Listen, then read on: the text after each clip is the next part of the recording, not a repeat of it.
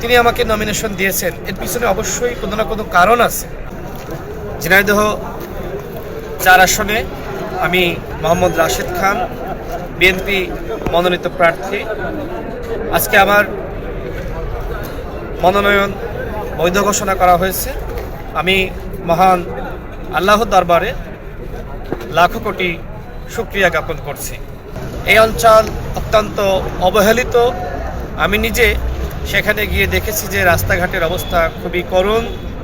সেখানে শিক্ষা ব্যবস্থা এবং চিকিৎসার ব্যবস্থার যে উন্নয়ন হওয়ার কথা ছিল, প্রকৃতপক্ষে সেই উন্নয়ন সেখানে হয়নি।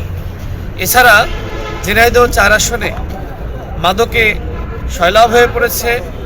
তরুণ সমাজ এক ধরনের বিপথে পরিচালিত হচ্ছে। ভবিষ্যৎ হোক নিরাপদ, বিনিয়োগ হোক বিশ্বস্ত, আর আমার পছন্দ সল্ট বে।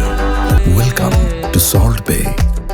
আমি ঝিনাইদহ 4 আসনের সর্বস্তরের জনগণকে সাথে নিয়ে ওই এলাকার উন্নয়নে কাজ করতে চাই। তারেক রহমান তিনি আমাকে অত্যন্ত স্নেহ করেন, ভালোবাসেন।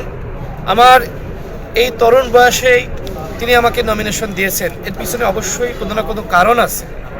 সেই কারণ আশা করি ঝিনাইদহ 4 আসনের মানুষ ইতিমধ্যে জানে। গণ অভ্যুত্থানে আমার যে ভূমিকা, 2018 সাল থেকে 24 সাল পর্যন্ত আমরা যে আন্দোলন সংগ্রাম করেছি, ফ্যাসিবাদ বিরোধী লড়াইয়ে মুখ্য ভূমিকা রেখেছি, যে কারণে জনাব তারেক রহমান তিনি আমাদেরকে সম্মানিত করেছেন। যে কাজটি শহীদ প্রেসিডেন্ট জিয়াউর রহমান করেছিলেন, যেখানে বিভিন্ন শ্রেণী পেশার মানুষ বা মেধাবী ব্যক্তিত্ব ছিল, যাদের সমন্বয়ে জাতীয় সংসদ গঠন করলে দেশ ভালো চলবে, এই কাজটি সর্বপ্রথম বাংলাদেশে শহীদ প্রেসিডেন্ট জিয়াউর রহমান করেছিলেন।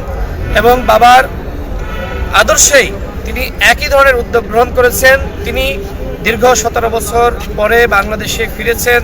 নির্বাসিত জীবন শেষে ফিরে তিনি বলেছেন যে উই হ্যাভ এ প্ল্যান। সেই প্ল্যান বাস্তবায়নে আমরা একসাথে কাজ করতে চাই। ঝিনাইদহ 4 আসনের মানুষকে আমি অভিনন্দন জানাই। আজকে আমার মনোনয়নপত্র বৈধ ঘোষণা করেছে। ইনশাআল্লাহ অত্র এলাকার মানুষকে সাথে নিয়ে ধানের শীষ প্রতীকের বিজয় আমরা করতে পারবো ইনশাআল্লাহ।